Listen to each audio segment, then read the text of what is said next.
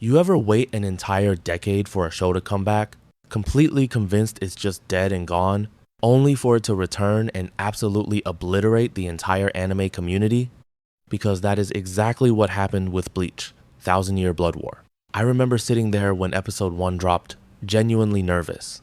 Like, what if they ruin it? And then the screen just bleeds into this gorgeous, hyper-stylized, movie-quality animation, and you immediately know Studio Pierrot wasn't playing around. They basically looked at the original run and said, yeah, let's make every single frame look like a cinematic masterpiece. The sheer disrespect and raw power in TYBW is off the charts. We finally got to see Yamamoto actually try. Bro, when he unleashes Zanka no Tachi, the animation literally turns the flames into ashes. The sky goes dark, the water in the Soul Society evaporates, and you can practically feel the heat radiating through your screen. And don't even get me started on Unohana dropping the sweet, gentle healer act and turning into the most terrifying, bloodthirsty demon to fight Kenpachi. The action here isn't just fast, it's brutally heavy. The Quincy show up and just start stealing Bankais, completely stripping the Soul Reapers of their entire win conditions in the first few episodes. It's a literal massacre.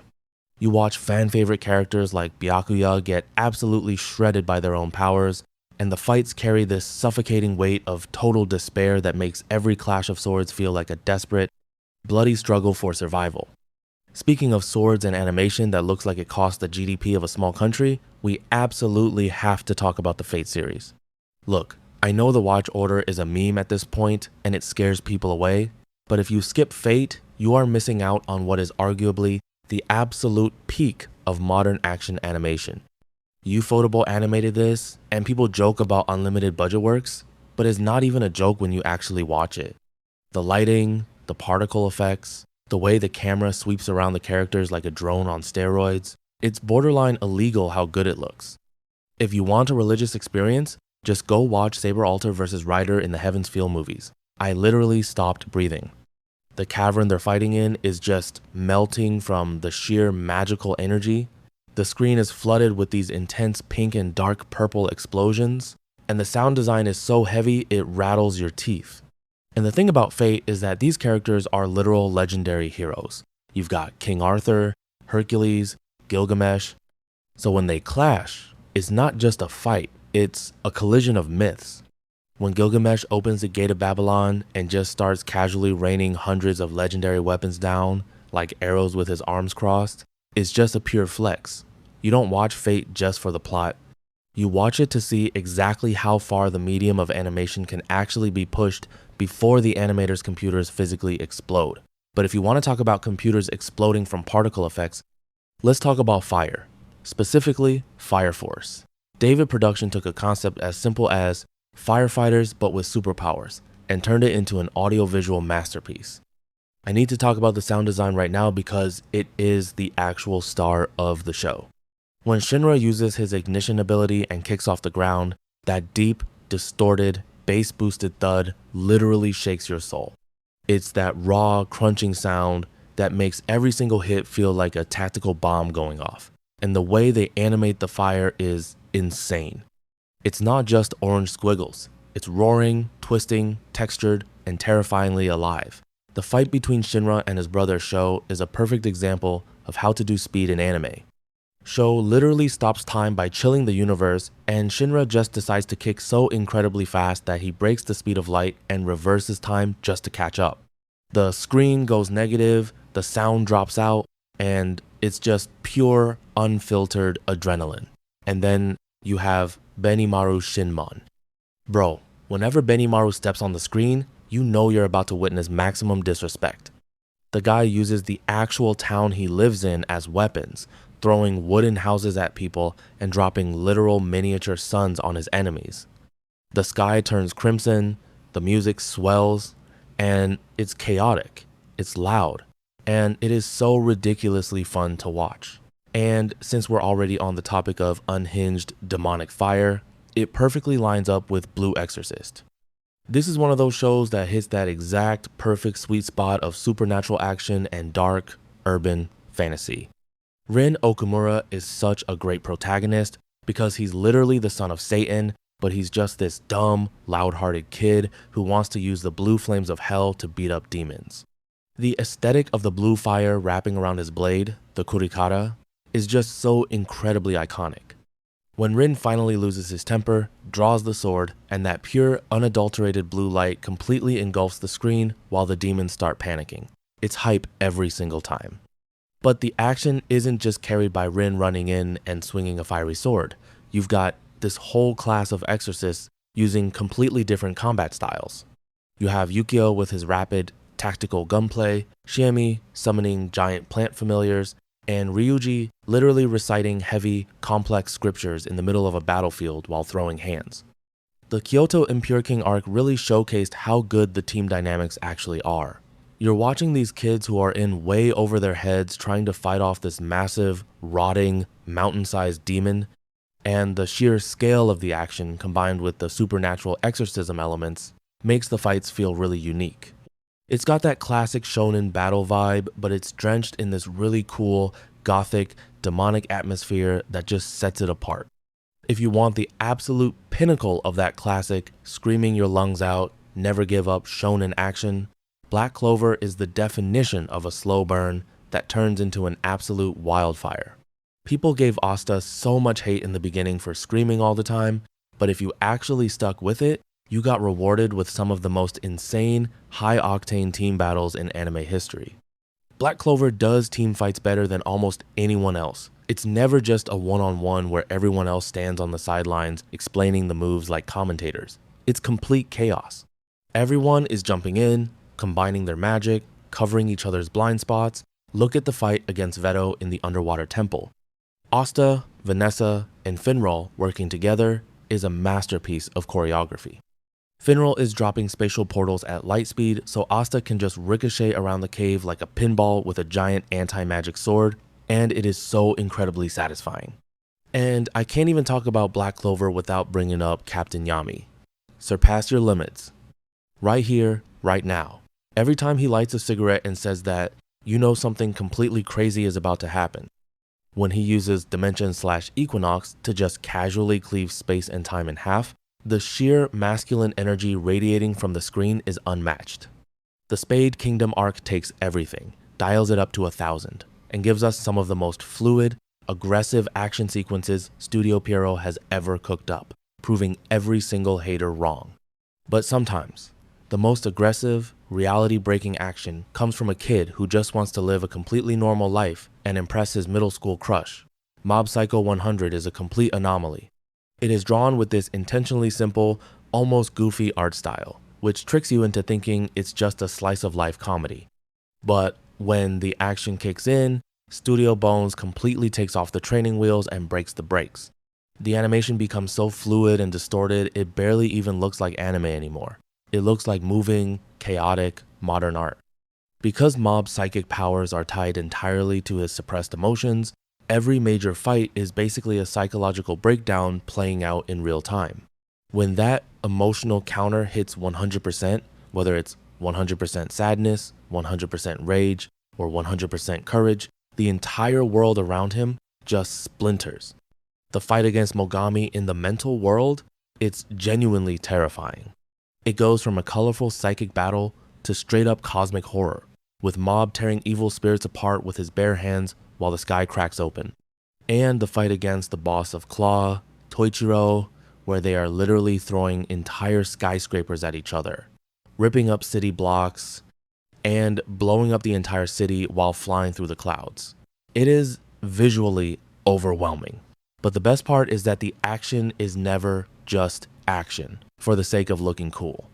It's always deeply rooted in Mob's emotional growth.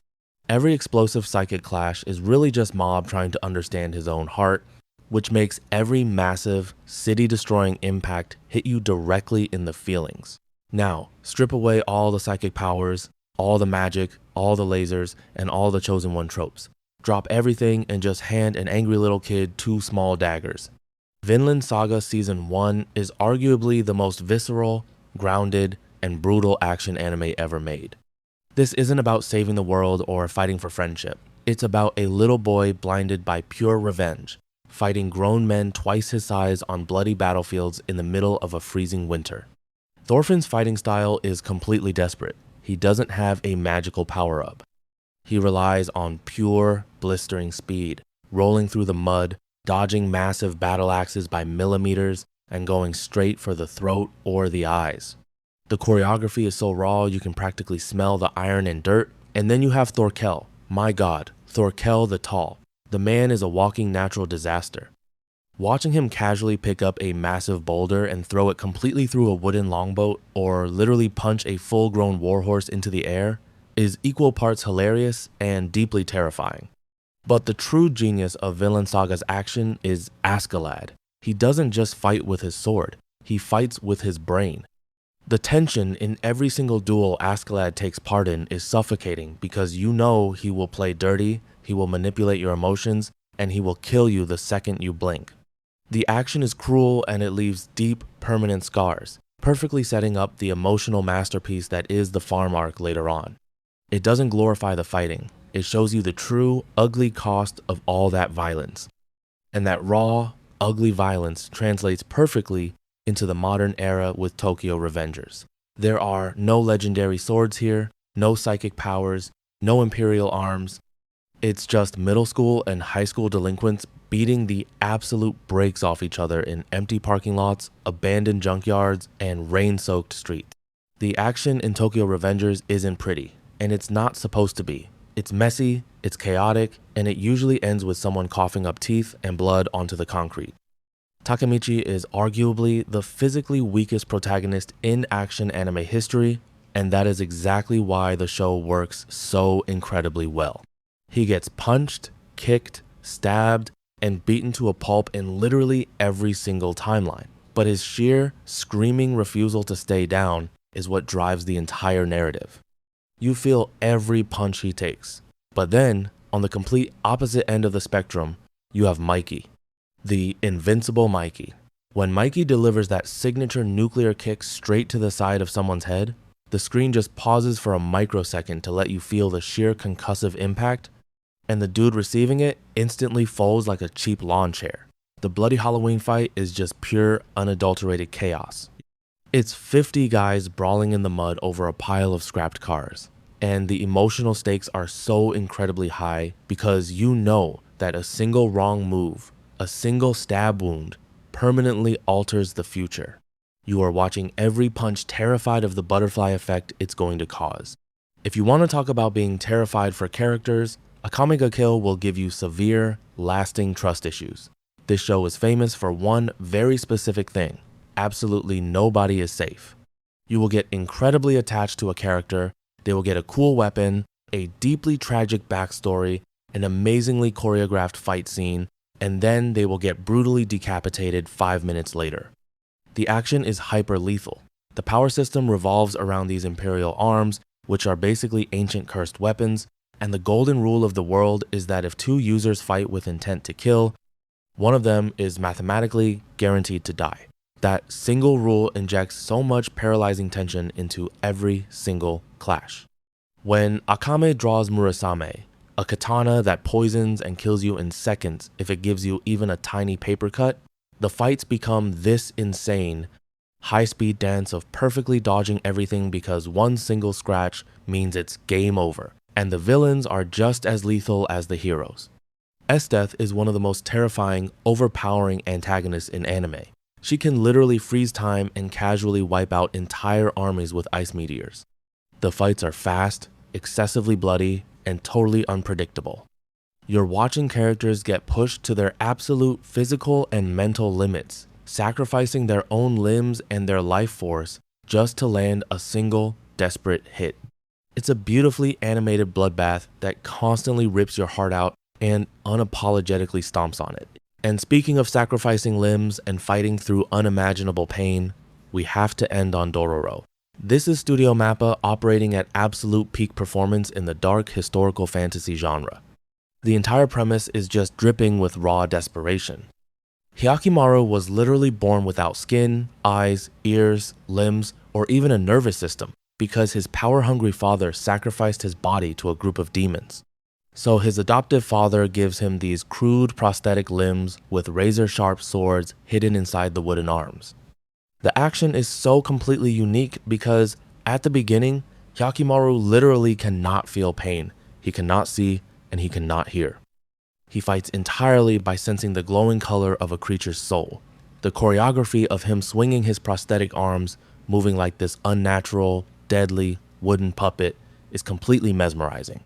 And every time he kills a major demon, he gets a piece of his human body back. But here is the twisted, tragic genius of the action. Getting his body back actually makes fighting so much harder. Suddenly, he gets his nervous system back, and he has to experience the agonizing, blinding pain of a sword cut for the very first time right in the middle of a deathmatch. He gets his hearing back, and the horrific sounds of a bloody battlefield completely overwhelm and paralyze him. The fight in the field of red spider lilies is one of the most gorgeous and profoundly tragic sword fights I have ever seen. The crimson blood contrasting with the flowers, the desperate, unrefined sword swings, it's not about glory or saving the world. It's just a broken boy fighting tooth and nail, literally tearing his way through hell, just to reclaim his own humanity piece by bloody piece. It's tragic, it's violently beautiful, and it is absolute peak action anime.